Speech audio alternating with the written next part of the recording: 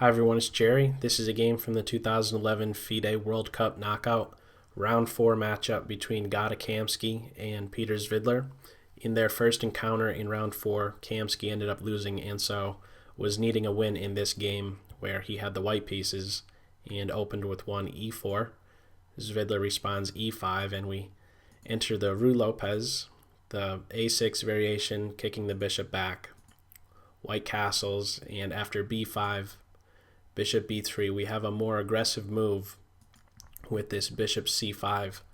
There is bishop e7, and that tends to lead to a more positional type of a game. More maneuvering is involved, but certainly the bishop being placed opposite your own king is an indication that black is looking for some sort of aggressive play.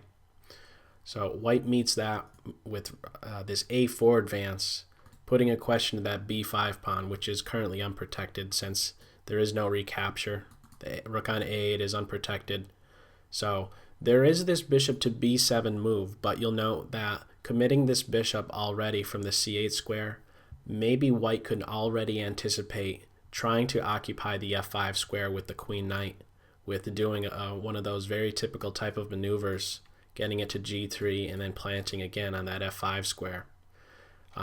That may seem a little bit far-fetched, but that is maybe one of the reasons why we're seeing not bishop b7 here, but instead just rook to b8, retaining this bishop's flexibility. Maybe it wants to go to b7, maybe it wants to just stay on c8 and still keep a close eye out for that f5 square. So after bishop b8, we have the exchange on the b. So a nice open file for that rook. c3 is preparing this d4 advance. d6, this bishop can now see clearly, and now d4. There is also a more calmer approach in this position. Committing this pawn maybe one or two squares would say, d4 is saying, okay, I have to play a little bit more aggressively. Again, in this game, Kamsky needing a win, maybe d4 is the reason, that's maybe the why Kamsky chose that d4 move, just to play a little bit more aggressively. There is also this d3 advance, which he has played before. But in this game, we have d4 striking in the center, hitting the bishop. After bishop back, now we have bishop to e3, defense of the d4 square, more development, and black just ends up castling. Do note that grabbing this pawn would just result in a tactic. This knight is unprotected, so too is this one, and so it fails to this bishop d5 move. So beware of that. Instead, black castles, knight to d2, getting the last minor piece involved. After h6, h6 is taking away that g5 square.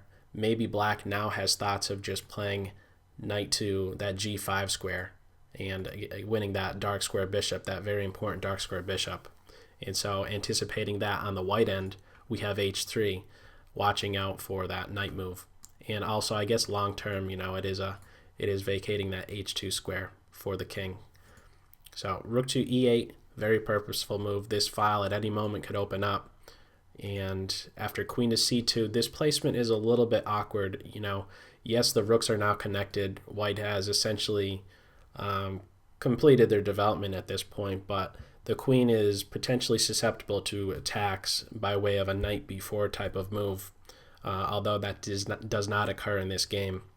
What we do have is just the exchange on d4, and after white recaptures, knight a5, hitting this bishop and also allowing this bishop to now eventually just make use of that b7 square. We'll now have direct sight of that e4 square. So first things first, in reaction to knight takes bishop, the bishop tucks itself back. It's still maintained on this nice diagonal opposite the king, pressure on the weak f7 square. And after bishop b7, we have now just the pawn advancing in the center, and things start to really get quite volatile in this position, but this game is not far away from already being finished. We're just about 11 moves away from this game already ending, and we'll see exactly what happens. So after e5, very pressing move, chasing this knight away. This knight, by the way, is going to be the best defender of the black king side.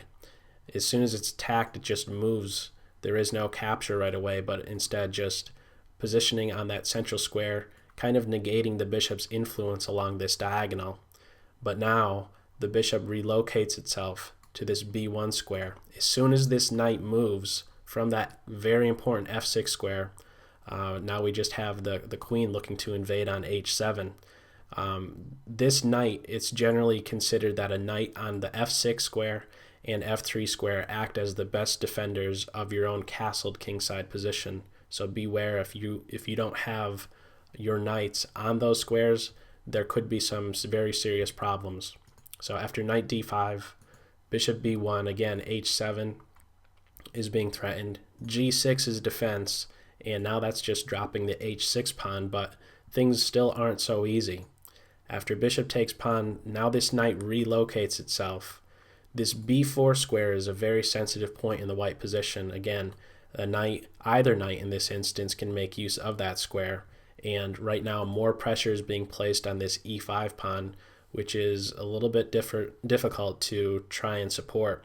So white just goes forward with grabbing on d6, and I guess in a sense is helping black develop their pieces. Now the queen could recapture, and she's really starting to just show herself functioning along these diagonals, and now she could have made use of the f6 square as well from d8, but certainly a much more active square on that d6 point. So from here, knight e4, centralizing the knight, hitting that queen, and just a really interesting looking position, really, with all these minor pieces lined up. It's very rare to see all four knights positioned like this, and certainly we have a very complicated position in our hands at this point. What we do have is now bishop back to a2. It did its job on that b1, going to that b1 square. It induced this weakness, and it allowed white to grab that h6 pawn. So now it's time to reposition, and hitting this knight right now, black actually ignores that threat and just regains the pawn, landing another piece right in the center of the board. Knight on d4, hitting the queen, hitting the knight. A lot of stuff going on from here. And now we have this really interesting move, knight to f6, just landing a check to the black king. And unfortunately for black, there really isn't, well, I guess it's not unfortunate, there's really just one move to play. Grabbing this knight would just lead to a mate in two. The queen just slams into that black position. This pawn is pinned, king in the corner, queen g7. So essentially grabbing this knight leads to a mate in two. So that certainly does not happen. Instead, king h8, and now this is pretty much the last serious position to consider. In the game we had knight takes on d4, but one other interesting variation to maybe have tried was grabbing the knight on d5, and after knight takes queen, knight takes queen, knight takes knight, bishop takes f7, rook to e2, we still have a very lively position. Still three sets of minor pieces on the board, a black king which is a little bit vulnerable, but I guess as compensation, this rook is very well placed on the 7th rank, putting pressure on f2, which is a very critical point. The bishop is already bearing down on that square. b2 is ready to fall at any moment, and although this rook is occupying a nice open file, there really aren't any entry points along that a file for that rook to do anything to hurt black. So we don't enter that territory. We don't have in this position knight takes on d5, but rather the other knight is captured. We have this variation where black could now just grab this f6 knight, and I guess white was banking on this idea of planting the knight on that c6 square, which is what was played in this game. Knight c6, landing a fork, both queen and rook being hit, and maybe white was hoping that, maybe thinking that the knight had to be grabbed, and after the recapture, the queen is going to be very well placed, functioning in all sorts of directions, laterally, along diagonals, and just with this open position in the bishop pair, certainly white is going to be the preferred side. We don't enter that territory, however. Black just simply meets the threat of knight takes queen with moving the queen to a very aggressive post in close proximity to the white king, hitting this bishop, not even caring about this rook, and these two bishops right here just screaming down at the white king side, which is going to turn out to be a very, very key thing. In fact, at this point, we have a very serious blunder with white's next move grabbing the rook on b8. Maybe a very tempting move to make, but at the same time, maybe it's very difficult to see this next lights out type of move. Black really just drops the bomb on the white position from here. If you'd like to pause the video, see if you can find the winning move for black in this position. Okay, the move that was played in the game was this very shocking rook to e2. At first glance, I thought that when I reviewed this game online that there was some relay error, and because it seems like the rook could just be taken, but there's a serious downside to that, and it comes in the form of, after queen takes rook, the very silent yet deadly queen to g3. And what is there to do about the queen and bishop converging on that g2 square? This pawn is pinned to the king. There is no successful defense. This bishop on b7 will not be denied influence of that g2 square. And so essentially what this rook move is doing is luring the queen away from keeping a close eye on that c6 square. Both the knight and queen are currently converging on that square. But after the queen captures the rook, queen g3, what to do about the mate threat on g2? There is no successful defense. There are maybe only computer-like moves in the form of knight block on c6. Of course, it could just be captured with the bishop, and similarly bishop block moves and maybe even some spite checks. But of course, from this position, it's just going to be leading in all variations to mate on that g2 square. So how this game ended up finishing, we didn't have the queen grabbing the rook, but instead queen c3.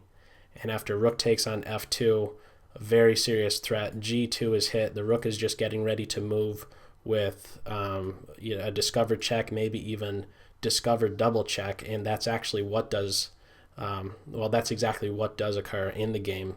We have knight c6 from here. After rook takes rook, discovered double check. In double check, the king must always move. King takes rook would just lead to a mate in one, but as it was in this game, after just this rook takes rook, discovered double check, white ends up resigning. So that's all for this video. As always, I hope you got something out of it. Take care. Bye.